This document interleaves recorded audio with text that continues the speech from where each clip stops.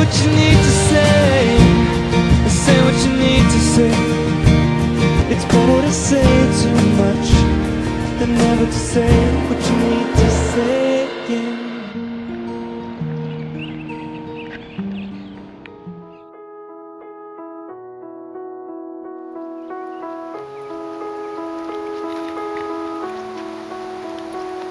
Where'd you go? I miss you so. Seems like it's been forever that you've been gone.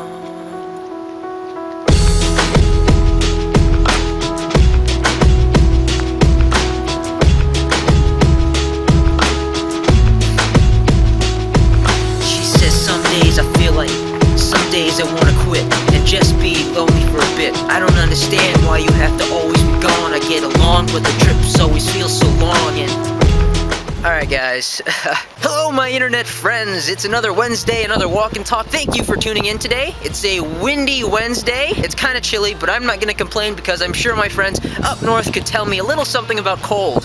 So I'm not gonna go there. I'm really excited this week. I got my trailer out for my summer project. If you haven't seen, that's in the latest vlog. And I'm sorry if the wind is really strong, you can barely hear me. I might have to subtitle this, or might even finish this at home. But I don't know, we'll see. Anyways, with any new walk and talk, we have a new tenant in the box of awesome. And just some news on my friend Danny from the UK. Her trip's been delayed another 2 weeks, so she won't be here another 2 weeks, but still excited for her to be here. And yeah, that's pretty much it. Let's go ahead and get to the questions before I freeze.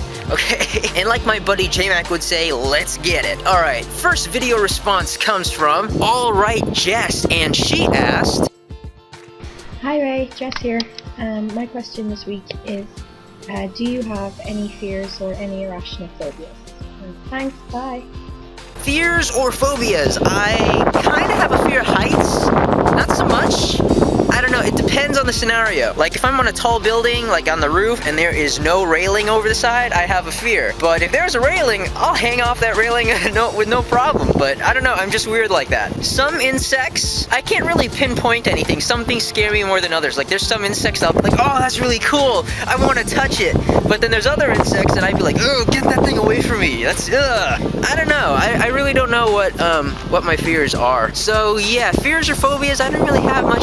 The heights thing is probably what gets me the most. The heights thing, yeah. But nothing else really. Nothing specifically that I have a fear of. The paranormal kind of scares me, but then not really, because I like to go and see paranormal places and take pictures and things like that. So yes, it scares me, and no, it doesn't. So I don't know. I really don't have an answer, and I'm not being undecisive. Don't go saying, oh, Ray's being undecisive again. I'm not being undecisive. It's just there's not a lot of things that scare me, like, completely.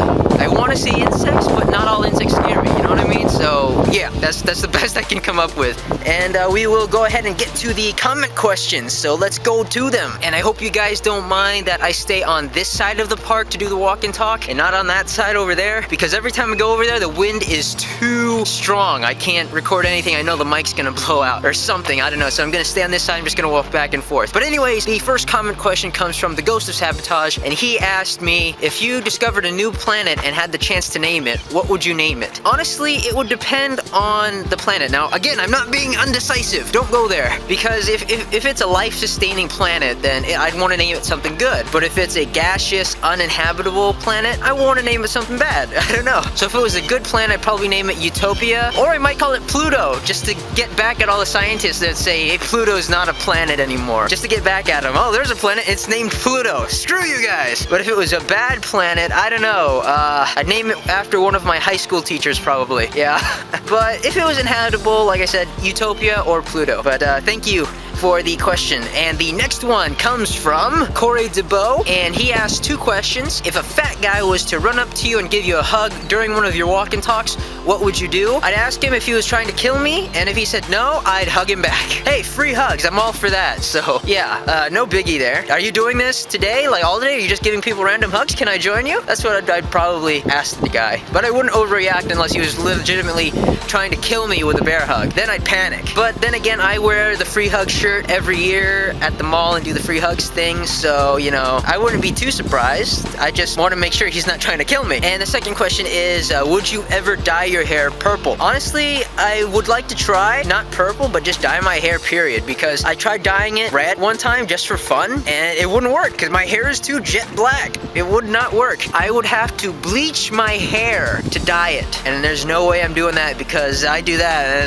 and the dye comes out. I'm just left with the bleached hair, and I don't want that. I don't think I'd look good as a bleached blonde, trust me. Okay, I'll put it to you this way.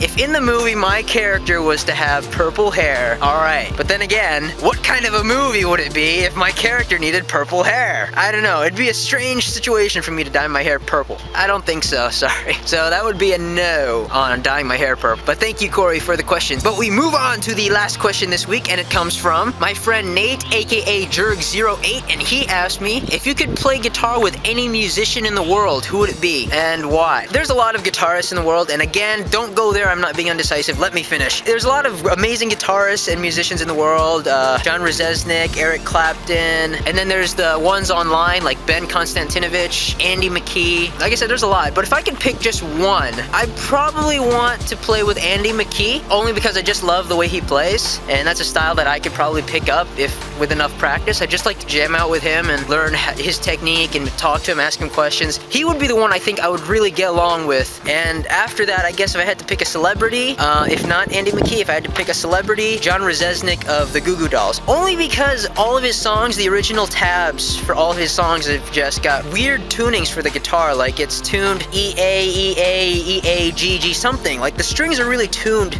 differently on the guitar, and not just one, like all of them are just tuned differently for different songs. So I just really want to get into his head and how he thinks about writing these songs and changing the tunings of the strings and things like that. He would be a close second, but Andy McKee, just because I think it's so much more beautiful when you can play a song on a guitar without having words, but still express a deep emotion, and that's something Andy does really, really well. So yeah, Andy McKee is my answer. And thank you very much, Nate, for the question, and we shall finish up this walk and talk. So the new tenant for the Box of Awesome this week is the Steel Roses, and she's already on a spot in my Box of Awesome, so I guess she gets double placement? I don't know, so she gets 2 rooms for 1, I guess, this week. But anyways, if you would like to see yourself in the Box of Awesome, all you have to do is answer the question of the week. This week's question is, if the internet was shut off tomorrow, what is the first thing you would do to keep yourself occupied? Just answer your question in the comments section below, or in a video response if you feel fancy. And before I go, I do want to say this. I was thinking about it, and I probably didn't think this through the first time I start about these questions of the week things in the Box of Awesome. I asked you guys to give me an answer to the question of the week in a video response, but what happens to those video responses, you know? So from now on, if any of you answer the question of the week with a video response and then give me your question afterwards, I will show your answer in the following video after that. So that's what I'm going to do from now on. So if you would like to see yourself answering the question of the week, or if you would like to see yourself giving me a question, go ahead and leave a video response and I'll be sure to put you on. No questions asked. So yeah, that's something to look forward to. And at the end of this video, I will link all of you to the latest vlog that I did with the trailer for my summer project if you haven't already seen it. Really excited about this. There's a file in the briefcase.